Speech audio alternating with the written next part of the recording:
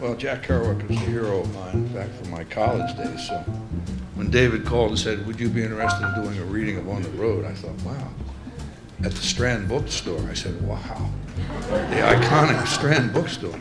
I'm David Deblinger, and this event is produced by the Village Trip and HB Studio, where I teach acting. I am honored that everybody's here, but also especially Mr. Amram, who had such a deep connection with the material.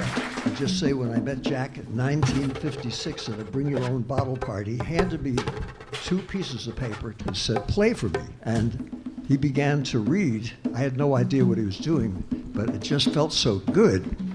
And we became friends.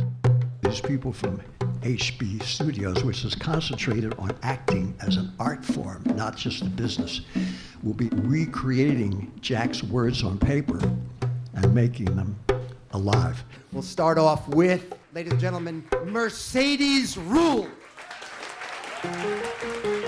The only people for me are the mad ones, the ones who are mad to live, mad to talk, mad to be saved, the ones who never yawn or say a commonplace thing, but burn, burn, burn like fabulous yellow Roman candles exploding like spiders across the stars, and in the middle you see the blue center light pop and everybody goes, ah!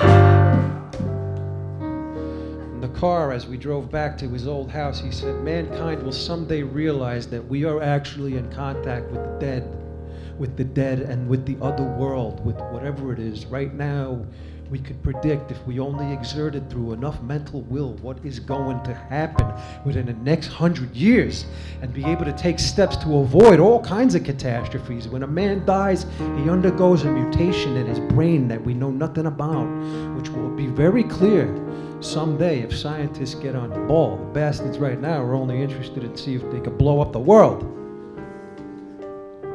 And he started telling the story of what he did in LA on the way over in every possible detail. How he visited a family, had dinner, talked to the father, the sons, the sisters, what they looked like, what they ate, their furnishings, their thoughts, their interests, their very souls.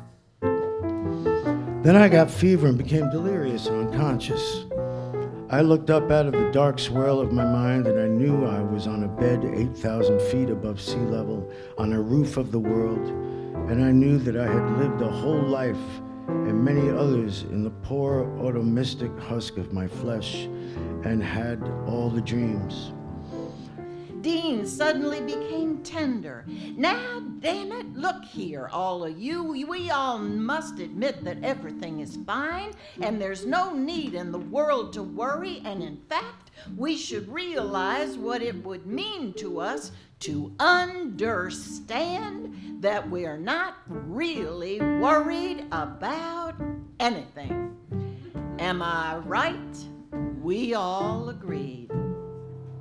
This was the sad story of that afternoon. All kinds of tremendous complications arose that night when Dean and I went to stay with this Okie family. Mother was a wonderful woman in jeans who drove coal trucks in winter mountains to support her kids. Her children were wonderful. Eldest was a boy who wasn't around that summer, but in a camp in the mountains. Next was a lovely 13-year-old daughter who wrote poetry and picked flowers in the fields and wanted to grow up to be an actress in Hollywood. Only a guy who spent 5 years in jail can go to such maniacal, helpless extremes, beseeching at the portals of the soft source, mad with a completely physical realization of the origins of life bliss. Prison is where you promise yourself the right to live. We drove on. Across the immense plain of night lay the first Texas town, Dalhart, which I crossed in 1947. It lay glimmering on the dark floor of the earth 50 miles away. The land by moonlight was all mesquite and waste. On the horizon was the moon. She fattened. She grew huge and rusty. She mellowed and rolled till the morning star contended and dews began to blow in our windows. And still we rolled. When I first read this at 20, it was in my soul too. All these excitements and thrills and needing to start out on a life of adventure and Many years later, I have my own 2 sons, and I learned further and more deeply about the poetry of young men, about the things they'll tell you and the things they keep to themselves. There is an endless beauty in the poetry of young men. When I was asked to put together a reading of this book, I was like, yes! It is music. It is the most original voice, and it's just thrilling to read. And I think even if you've already read it, it's worth a second read. It's a great book.